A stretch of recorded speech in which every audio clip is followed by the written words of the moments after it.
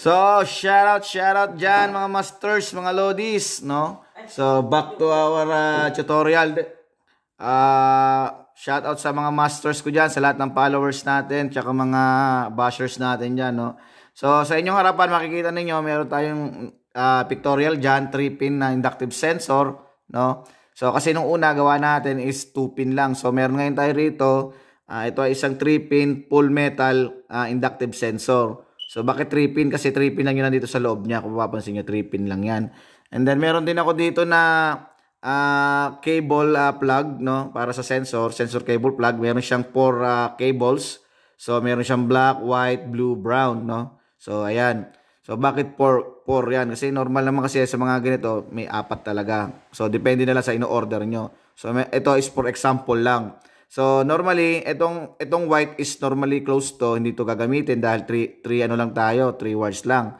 So, ito ang black, ito yung output niya. So, mapapansin niyo sa ating sensor, ang brown is connected sa positive, and then ang blue connected kay negative.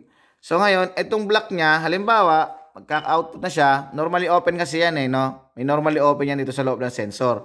So, once na dumaan tong isang metal object natin, or ito si Cola, dumaan dyan sa sensing range ni sensor na 12mm distance, magkakaroon ng feedback ngayon yan dito, mag-close contact yan dito kay sensor, no? Mag-close contact yan, magkakaroon ng output na 24 volts.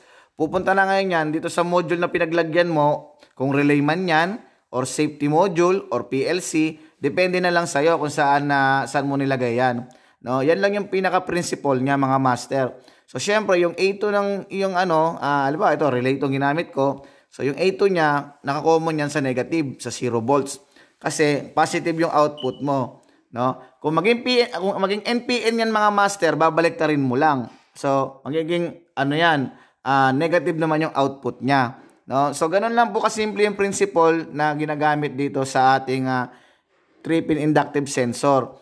So, ang sensing range niya mga master, bakit 12mm? Yan yung nasa default sensing range nun. So, yan ang pinakamalayo nito na kaya niyang i-sense, no? 12mm. So, depende yan. Kapag metal, 12mm, pababa yan, depende. Halimbawa, kung copper, brass, aluminum, or stainless, as long na much heavier yung metal niya, nasa 12mm siya.